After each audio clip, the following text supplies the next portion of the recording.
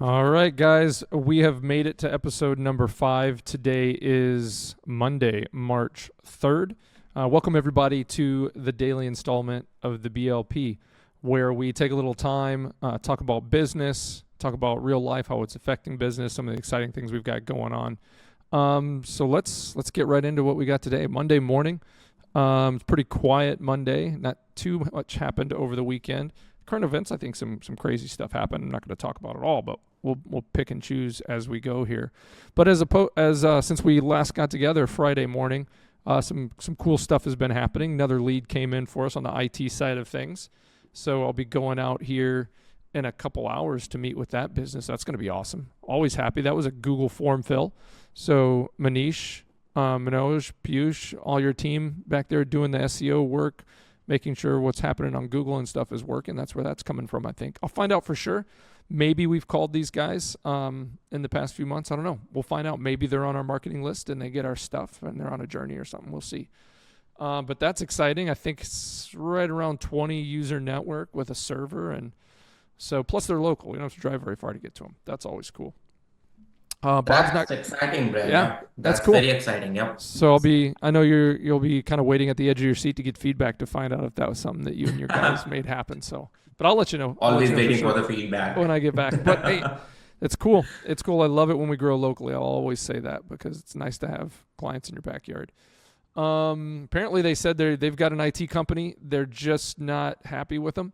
I don't know too many details. It sounds like it sounds like this organization is looking for some support with some things, and their MSP has kind of backed them into the corner. Either doesn't want to let them do things or isn't helping them. And I don't know yet. I don't know enough. I was only on the phone with these guys for about 10 minutes on Friday before I left. So we'll see. I'll report back tomorrow on how that's going. Also, over the weekend, a couple new leads came in on the healthcare side of things. We work with a company called 360 Connect. Again, we pay them to give us leads. They don't pay us anything or give us anything for free, but shout out to those guys and our rep Stewart for doing a good job over the last few years. But since it's the beginning of the month, our new budget kicks in for the month and leads start rolling in. So a couple RCM leads, called those right away when I got in this morning. Voicemails, no answers. So we'll see if we hear anything back from that. But the beginning of the month's always fun because those things start to roll in. It's exciting.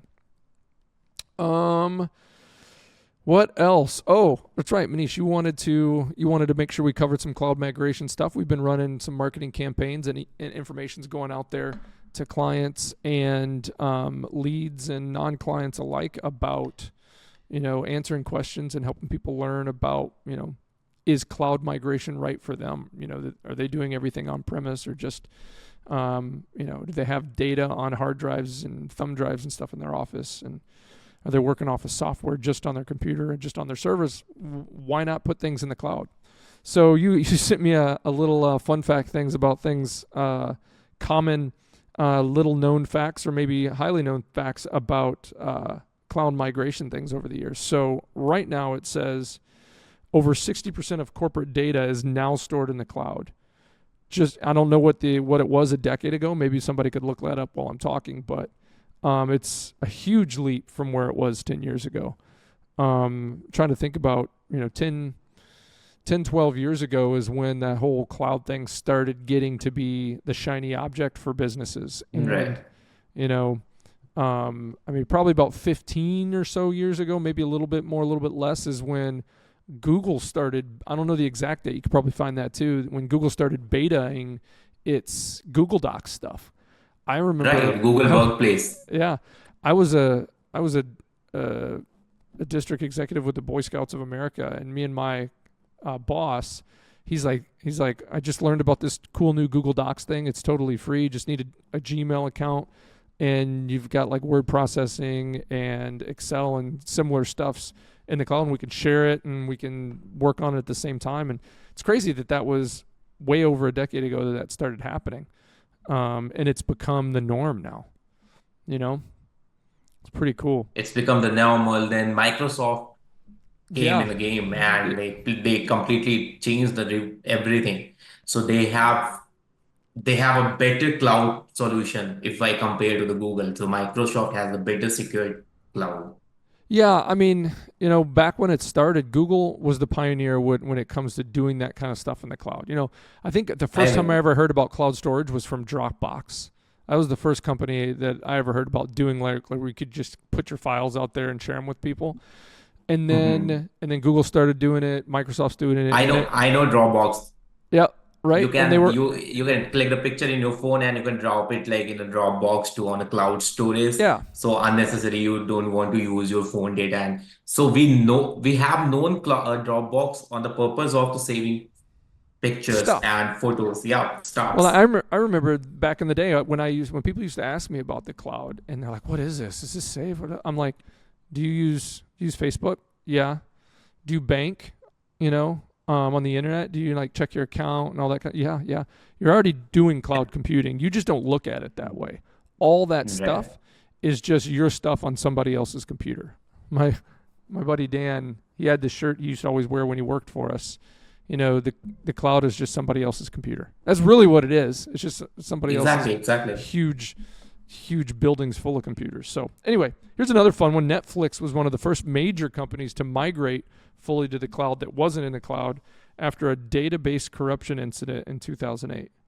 Now it's just seamlessly, streaming stuff to everybody worldwide. Um, yeah, Netflix is a funny story, right? Like, I wonder at what point. I remember the whole thing about, you could just get your movies in the mail. I remember doing that back in the day, and then it shifted to where you could do. I remember on my Xbox when I was young, you could get the Netflix app, and it was free for a few months, and it was just all like kind of not necessarily B movies, but kind of like none of the mainline movies were on Netflix, but it was still kind of cool that you could watch movies. Maybe every once in a while one would show up. And I wonder if that was around the time when they were first starting to stream that they had all their own servers in house. And I wonder at what point, they just blew up so big that they couldn't afford to just do it all on their own anymore, and they had to start renting, database space with like your Microsofts and your Googles and your Azures. Actually, I don't know. That's another one you could look up while we're talking too. Is what servers do Netflix's services sit on?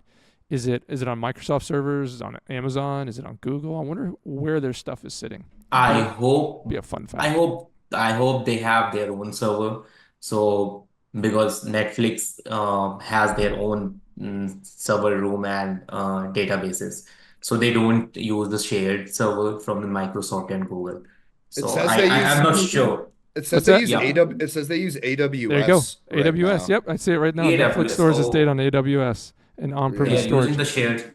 Well, Okay, Yeah. they are see, using the. Because you can yes, build your own servers on AWS, so that's probably why they do that. yeah. Oh, So yeah, it's yeah. kind of like AWS and even Microsoft to some degree and Google. They'll give you what is called like bare metal space on a server, right? And then it's up to Right, you to right. either lease or purchase the OS licensing. You can have it sitting on Linux or you can have it sitting on Windows or something like that. Most people, I would say, for the most part, are going to sit that stuff on a Windows server OS, just because, from a standpoint of what people who manage that infrastructure are used to doing things on and keeping things secure and all that stuff and access to it is on a Microsoft OS. But so their stuff is sitting in AWS. Yeah, big. That's a win for Amazon there. Cool. All right. What's another fun fact here about cloud migration? The cloud isn't just in the air.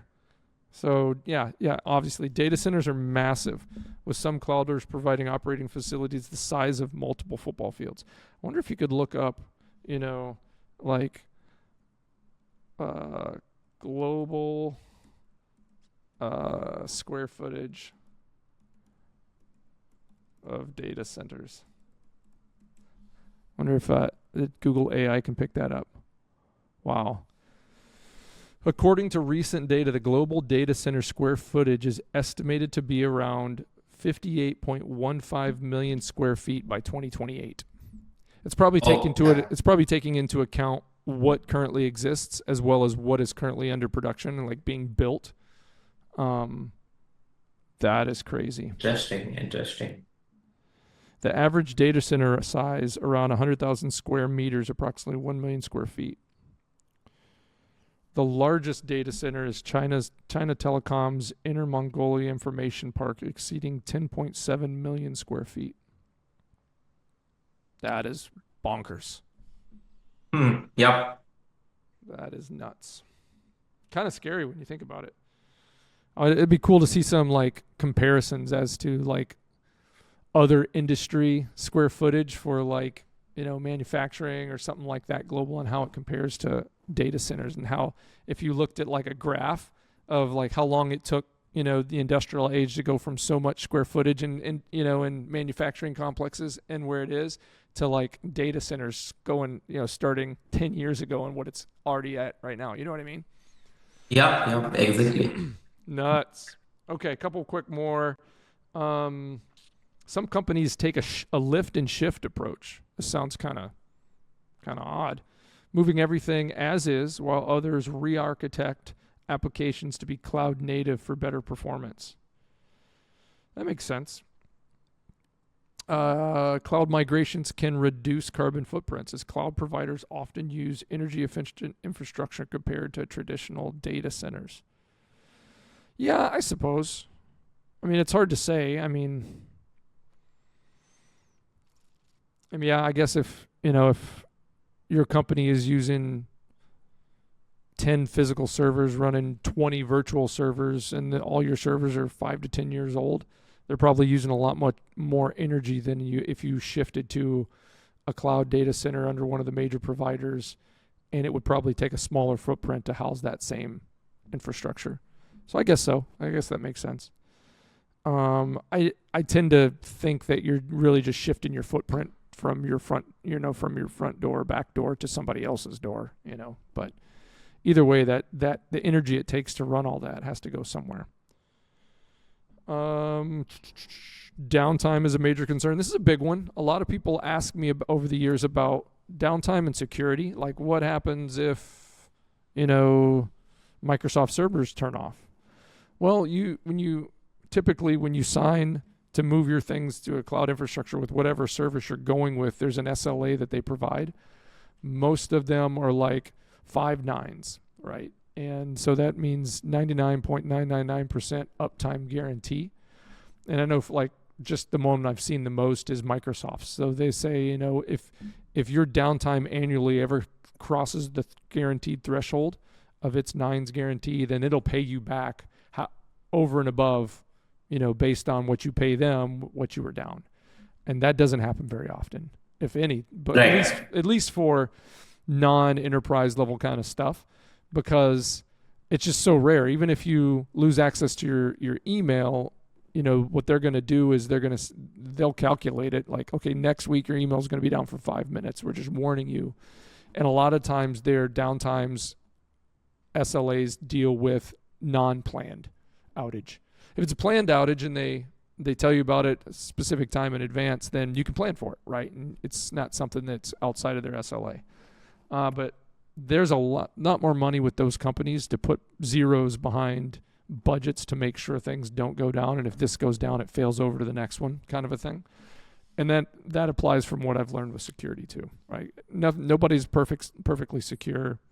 How secure are you? And then what's your posture if you get hacked? But again, the big companies have a lot more money to spend on security than you or me do at our local office, so I can't tell you in 15 years how many times I've walked into small and medium-sized businesses where I just walk in, and because I have a meeting or this is the second time I've been there, nobody stops me. I could walk, as long as I know where I'm going, I could walk right to the utility closet where they keep their server.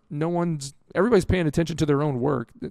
If I were dressed in, a maintenance outfit, I could walk right to there and probably, do whatever I wanted, and probably find the password on a sticky note on the monitor on their computer. You know what I mean? So a lot of the times it's those companies that are asking me, I feel much more secure if I see the blinky lights in my closet. And I'm like, well, you might feel that way, but I'll tell you, anybody, with half a strategy could come in here and figure out how to get into your stuff, and you'd probably never know, So, yeah.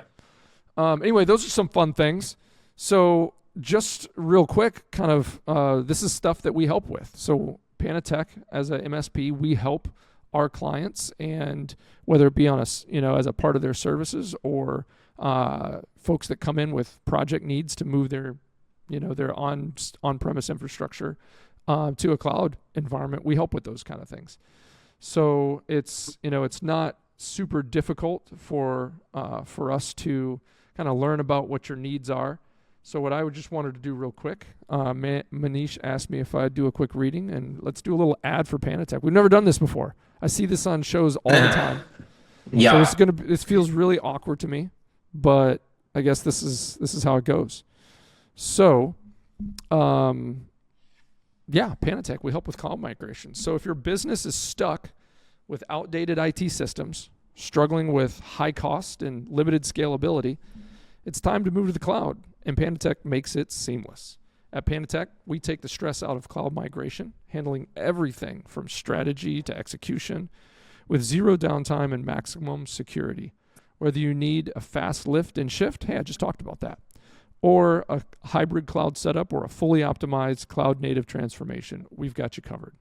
We can reduce IT costs, boost performance and flexibility, enhance security and compliance. All kinds of things can happen on the positive side for your business. Our team of experts ensures a smooth transition with 24/7 support and proactive cost management. Are you ready to future-proof your business? Call PanaTech today or visit panatexperts.com to get started. Well, that was my first ad read. In the podcast. Yeah. Cool. That's something out of track. Well, hey, it's pretty cool. This is, this can be a scary thing for small businesses. Some businesses, if they started in the last 5-10 years, they just started and they're in the cloud and they don't even know it. I'll get calls and, hey, can you help us move to the cloud? And I'll hear about what they're doing. I'm saying, well, you're 90% there. If you just stop putting all your client's information on your computer and not backing it up, we'll be in good shape. Anyway, so hey, let's talk a little current events and let's get things wrapped up for today. How's that sound? That sounds so good. Hey, Matt's on with us today. He told me another plane had to make an emergency landing today. Apparently, Oh my God. Yeah, apparently Man there is was coming with a lot of plane crash. yeah, there was a avian situation in the air over the weekend with our friends at FedEx. We do some business with FedEx as well as UPS. We like to spread the love. But apparently nobody was harmed, but a FedEx plane was in the air. I don't know if it was going up or coming down, but a bird hit it or it hit a bird, got jammed up in its... Did it have propellers, Matt, or was it like a jet engine? I think it was like a jet engine. It got like sucked into the jet engine. Yeah. So poor bird. We'll moment of silence for the bird. But everybody was okay. It came down. Apparently it landed in a field, right, Matt? Gear didn't come down. Yep, that's correct. I'll tell you what, man, these pilots must be getting good trainings. They're bringing down these huge planes. Again, I don't know the size, but FedEx, I've seen some FedEx planes at the airport, and they're not small, in a field with no wheels. So good thing. It sounds like all the pilots are safe. Packages, no idea. But I think a few of you folks, if you're expecting some packages via FedEx this week, they might be delayed. They could be, being offloaded from this plane. I mean, who knows how much, because they'll probably have to investigate what happened, don't touch anything, and black box kind of stuff, and then get the packages out and get them to their final destinations. Cool. Well, I'm glad everybody's safe there. Plane Skywatch 2025 report has concluded. I did look to see, apparently like thousands and thousands and thousands of birds hit planes every year. Apparently it's very common in Australia and in the fall. I'm guessing migration kind of stuff. But you think it'd happen in the spring too, because birds come home. Anyway, what's going on with our buddies over at Doge? The Wizards and the Wizards of Elon have been hard at work since we last talked about this on Friday. Man, it's funny. Like, I think Friday morning was the last time we did an update. So what do we got here?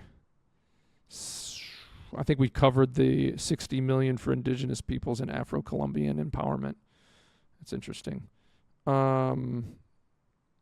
We talked about retirements. They're putting tech into the retirement organization. They're able to digitally help people get retired faster, so that's pretty cool. 114,163 unused software licenses and 15 underutilized redundant software products for a total savings of $9 million for USGA.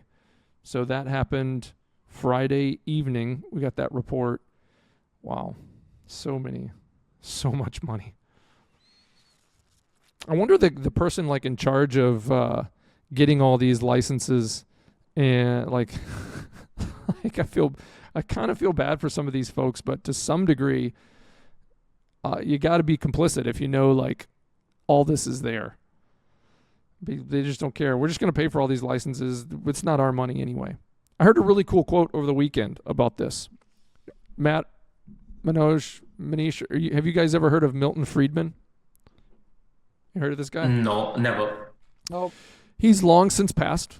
Rest in peace, Milton. But he was a world famous kind of finance and economist, and very much opposite of what has become kind of cosmopolitan these days in Keynesian economics. But he said, no money, it's the easiest money to spend is someone else's money on someone you don't know. And that's exactly what we're seeing, right? He talked about this. This was like back in the 60s, 70s, and 80s when he was, look up Milton Friedman. Friedman it's a German last name, but he was an American guy. But when someone gives you $100 and says, go spend this on, Michael Johnson, and you don't know who Michael Johnson is, okay, no big deal. It's like you don't have to no one's going to hold you accountable for this, and you don't really care if the person you're getting it for likes it or not because you don't know them. And that's what we see a lot in government. He's got this whole cool thing. You could probably find a little short little speech. He was way before YouTube time, but a lot of his stuff's online. Is where he talks about the layers of ease of spending money, and it starts with the hardest money to spend is your money that you worked hard for. You know what I mean? And it goes on and on, and you can see as it gets further and further down, kind of the whole of, government spending taxes, why it's never efficiently done, and why governments tend to, as they grow, become less and less efficient. Small business admin completed the same software audit. Here's the initial findings. This is from 8/28 yesterday. 10 software products with 10,000 licenses. The SBA has 8,000 employees or contractors. So if every single one of those employees and every single one of those contractors, subcontractors and things like that, needed access to software that the SBA was paying for, we're still 2,000 over. It's possible at some time there were 10,000 employees and subcontractors, but nobody's watching that. 17,580 unused ServiceNow licenses costing over $2 million annually. Second year in a row, spending $1.2 million on, I wish it would show the whole thing on the site, but it takes me to X. Second year in a row, spending $1.2 million on 7,000 unused Okta licenses. Paying for 1,000 Slack licenses. Guess how many they're using? They found they were using. They're paying for 1,000 Slack licenses. 10. 10. So they are using 10 and they're paying for 1,000, right? Yeah. God. Like, that blows my mind. I'm just like thinking of, like all the people on Slack. Like, maybe there's a lot more Slack users, but they're all just using the free Slack. But someone decided to pay in for 1,000, but never assign them to them. I don't know. It's bonkers. It's just bonkers. And like, you look at this and like, it's funny, but I can't remember how many government agencies are, but when you start finding, multiple things every year that they're just throwing millions of dollars at that's not being used or that they don't need, but nobody cares and nobody's watching. And then you have people, like a lot of people in the country pay taxes. You know, the less income you have, the less taxes you pay. Doesn't make it any harder to pay those taxes often. I mean, there comes a point where your income is so low, you're not taxed, and life is really tough anyway. Like, I don't envy anybody who doesn't have enough income to pay taxes. But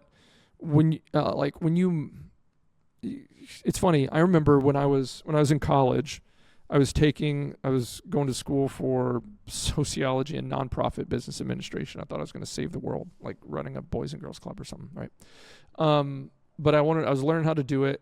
My grades were going through the roof because I was excited about what I was doing. When I was studying normal business back then, I didn't care. I was drinking and partying and being stupid. But then I turned it around when I got into the nonprofit program. And I remember in the nonprofit accounting class, I remember we were doing different studies of salaries and stuff like that in the sector. And this was like 2003 maybe. And I remember seeing that some people made salaries of like $60,000 a year. And I was currently almost done with school, and I was working for the school, and they were paying me a salary of, because I hadn't graduated yet, the max they could pay me as a student was $19,000 a year for full-time work. And when I graduated in a couple months, I was going to be bumped up to 29. And I remember telling my instructor, $60,000, that's a ton of money. I'll never make that much money, ever. And I remember even when I was making 19 to 30,000 or whatever a year, I remember getting my paycheck as an employee and being like, and when I worked for the college, we only got paid once a month. I think it's like that at a lot of places, but normal in the U.S. it's every 2 weeks, right? Once a month was tough. You had to really budget good because once that money was gone, he's like, it's 3 weeks. I'm out of money. And I can remember like so much, like hundreds of dollars coming out. I'm like, wow. And then as you start making more and more as an employee, it's like even more and even more and even more and even more. And you learn how to live to some degree within those means. A lot of times you're leveraging credit and hopefully not too much, and you're financing, maybe buying a house, buying a car, and falling down in a hole, but hopefully not beyond your means. But like that money has real meaning to the people who feel like they're forced to pay it annually. It's not voluntary. Like we don't line up. It's not like when you go to church and you put money in the hat or you tithe and you give money, and it's like you're doing it because you know it's the right thing to do because of what good that money can do away from you. It's not what you feel like when you're giving your tax money. You hope and you're like, well, I'm going to do this, and that's why we're such an awesome country, because we got such high taxes. But then it's like you see this, and it's like the people responsible for the money don't care. Right? It's that whole someone else's money for somebody you don't know. Right? Millions and billions of dollars from the people in the country for a country across the world, and it's not like what you see on a TV ad. Oh, we're saving babies and feeding the poor. No, we're studying fish larvae in China, or who knows, right? It's like, man, it's funny, and I think it's, to a degree, it's super silly that this is even from the world's largest superpower. This is how we run things. But it's frustrating when you know how many people like work a lot harder than me, and so much of that money is going into things, and it's not even just to pay things that you think don't matter. That's one thing. So maybe somebody thought it mattered, and this is going to be a big deal and whatever. But with this kind of stuff, it's like they just don't care. They just don't care. Right. So anyway, it'd be interesting to see how much more is found as things go on. Well, I'll tell you what. I hope it dries up eventually when they've found a way to save enough money to make an impact on the deficit. And I hope no more planes hit birds and fall out of the sky. That's for sure. All right. I think that's all I have for today. Like I said, tomorrow morning I'll report back on how my meeting went today. I'm excited. I'm fired up. Love getting out and meeting new businesses for the first time. So that'll be cool. Otherwise I'm going to sign off for today. Episode 5, Daily BLP is in the books. Thanks, everybody. Thanks, Ryan.